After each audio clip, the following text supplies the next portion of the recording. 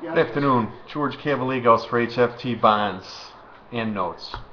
Well, FOMC days, the big event day, now with non-farm payroll data. And I guess they go hand in hand. A lot of chit-chat from the Fed minutes about the Fed withdrawing some of their QE at some point here. Nothing specific, but just talking about how uncomfortable they are with the current pace of $85 billion a month, I guess. Freaking liars. I can't believe these guys.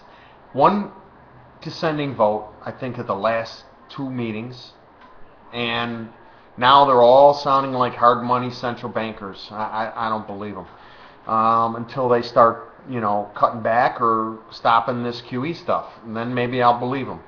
The markets are going through some kind of withdrawal symptoms here today. The talk that they're going to cut out some of this QE, which I think is a lie to begin with. Obviously, roiled the stock market. S&Ps are down quite a bit right now. With a couple minutes before the close, the S&P is down 19 handles. Somebody just said that I think we've taken out the high from February 1st. 19 days to get up to the highs last night. Only, 8 hours to take it all away? Okay, good Fed, good job, thank you, no problem. What to do with the treasuries? Well, if they're taking away QE, that takes away some of the buying that's kind of propped up the treasury market over the last couple of years it's been already. Oh my lord, unbelievable.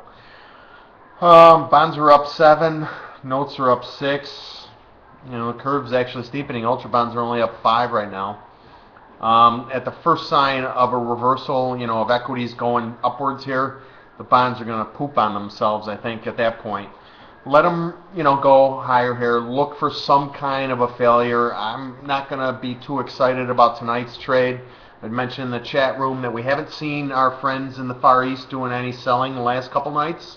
Keep our eyes open for that. Remember, before this lunar holiday recent situation, they were steadily selling every night in the treasuries. The last couple nights we've seen some selling from the London hedge fund community. They're obviously long the market. I think with the market up today, they probably will not be selling. I think the hedge funds tend to sell when it's weak, not when it's strong. So I think we'll see some higher prices at least overnight and into early tomorrow morning on the treasuries. I'm looking for a test of 131.20 and a half. I'm thinking we're probably got a shot at that weekly high at 131.29 and a half here if equities keep going down here a little bit.